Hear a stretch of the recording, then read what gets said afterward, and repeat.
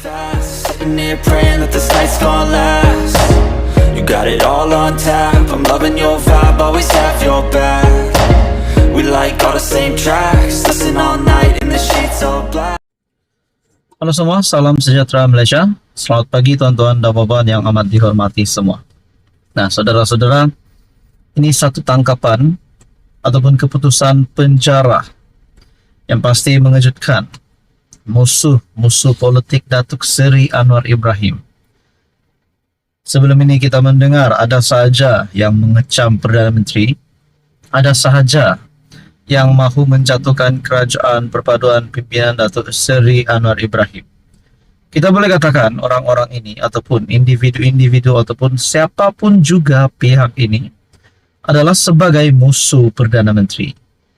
Tetapi pada akhirnya, bagi siapapun juga yang cuba untuk mengecam sehingga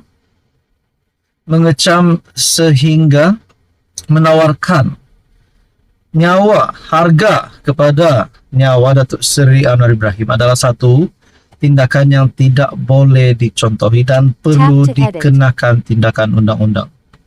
Akhirnya saudara-saudara, sebelum ini kita mendengar berkaitan dengan tawar RM5 juta untuk harga Perdana Menteri, untuk harga nyawa Perdana Menteri. Akhirnya lelaki ataupun individu itu ditangkap masuk penjara. Ini pasti mengejutkan kepimpinan politik seluruh Malaysia. Artikel daripada My Metro, lelaki tawar RM5 juta untuk bunuh Anwar, menangis, dijatuhi penjara 6 bulan.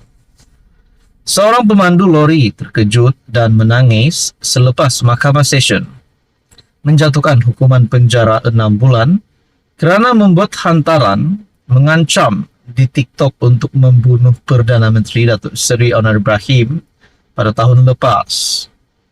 Hakim N. Priscilla Hemamalini menjatuhkan hukuman itu ke atas Faizal Muhammad, 35 tahun, selaku orang kenal saman ataupun OKS selepas dia mengaku bersalah terhadap pertuduhan itu dan memerintahkannya menjalani hukuman penjara. Mengikut pertuduhan, lelaki itu didakwa melalui perkhidmatan aplikasi TikTok menggunakan nama profil Jad alias Jai Adani 89 secara sedar membuat dan memulakan penghantaran dengan menggunakan perkhidmatan komunikasi yang mengancam sifatnya. Hantaran dibuat dengan niat untuk menyakitkan hati orang lain yang dibaca pada 12.30 hari 26 November 2023 di sebuah kondominium di Jalan Tong Shin. Pertuduhan dikemukakan mengikut Seksyen 233 dalam kurungan 1 dalam kurungan E Akta Komunikasi dan Multimedia 1998 dan boleh dihukum di bawah Seksyen 233 dalam kurungan 3 Akta sama. Seksyen itu memperuntukkan hukuman denda maksimum RM50,000 atau penjara maksimum setahun atau kedua-duanya dan boleh didenda. Selanjutnya RM1,000 bagi setiap hari atau sebahagian daripada sehari kesalahan diteruskan selepas sabitan jika sabit kesalahan. Terdahulu Timbalan Pendakwa Raya Nur Ilya Eliana Nur Azmal berkata, hantaran yang dibuat oleh OKS adalah tidak wajar dan bersifat mengancam, selain perlu lebih berhati-hati menggunakan media sosial. Saya mohon orang kena saman dikenakan hukuman setimpal supaya satu mesej pengajaran dapat diberikan oleh OKS dan masyarakat. Faizal yang tidak diwakili peguam merayu hukuman denda kerana dia baru mendapat pekerjaan lain dan berpendapatan RM2,000 sebulan, perlu menanggung 2 anak berusia 7 dan 8 tahun serta ibu yang menghidap sakit jantung. Sebelum ini media melaporkan pemilik akaun TikTok yang melakukan ugutan bunuh terhadap Perdana Menteri ditahan polis di Jalan Padang Tembak, Kota Baru, Kelantan. Pemilik akaun itu sebelum ini memuat naik video menawarkan RM5 juta kepada sesiapa yang menembak mati Perdana Menteri, menteri dan ahli-ahli sebuah parti politik. Bagaimanapun video berkenaan sudah dipadamkan. Bagi saya ini pasti satu tangkapan yang mengejutkan. Apa komen Anda berkaitan dengan isu ini? Ini sudah pasti menjadi pengajaran kepada ramai orang. Sekian saja, teruskan bersama di dalam channel ini untuk info yang seterusnya. Halo semua, salam sejahtera Malaysia. Selamat datang ke channel Fels Lifestyle. Terima kasih kerana masih setia di dalam channel ini. Saudara-saudara, satu isu hangat hari ini. Selepas yang di Pertuan Agong ke-16 yang sudah menamatkan pemerintahannya, yaitu Al-Sultan Abdullah, Baginda Al-Sultan Abdullah Riayatuddin Al-Mustafa Billah Shah, dan diteruskan pemerintahan yang di Pertuan Agong ke-17, Sultan Johor. Saudara-saudara, ini pasti kejutan untuk Perikatan Nasional, walaun-walaun dan penyokong-penyokong Perikatan Nasional, dan juga kepada semua musuh politik pimpinan Datuk Seri Anwar Ibrahim. Artikel daripada Harapan Daily mengesahkan berita buruk ini untuk penyokong-penyokong Perikatan Nasional, khususnya walaun-walaun. Satu artikel daripada Harapan Daily.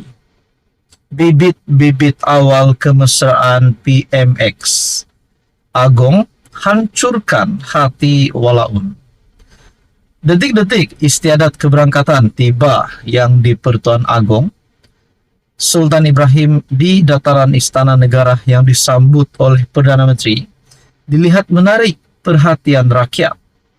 Sejurus keluar dari kenderaan yang tiba di Istana Negara pada pagi tadi, Sultan Ibrahim dilihat berkata sesuatu kepada Datuk Seri Anwar Ibrahim. Spontan itu juga Perdana Menteri membetulkan kedudukan satu pingat pada pakaian istiadat Sultan Ibrahim.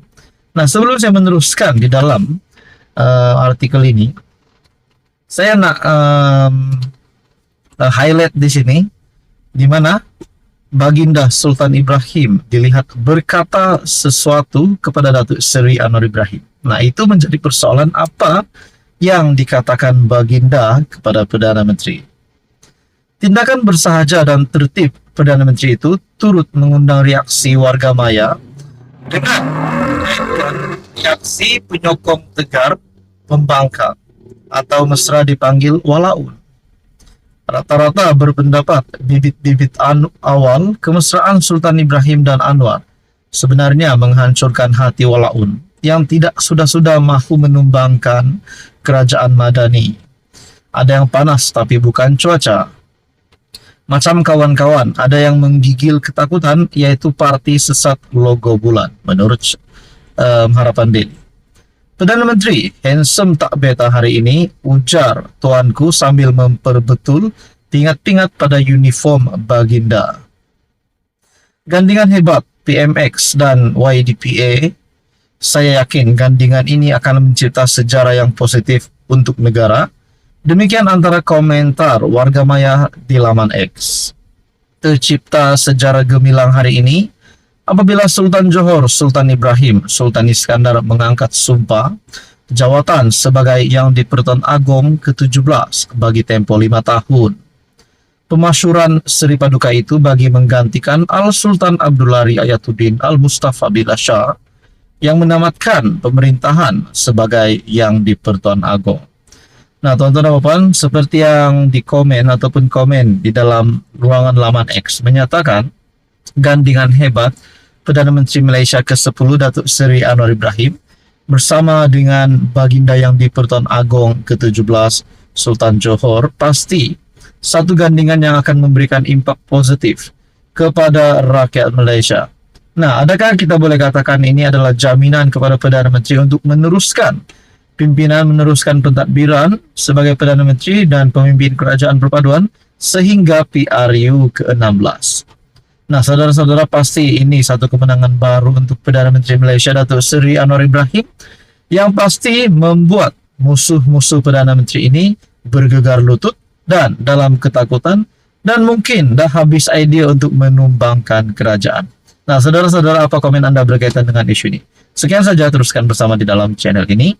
Jangan lupa tekan butang like, share, dan juga subscribe.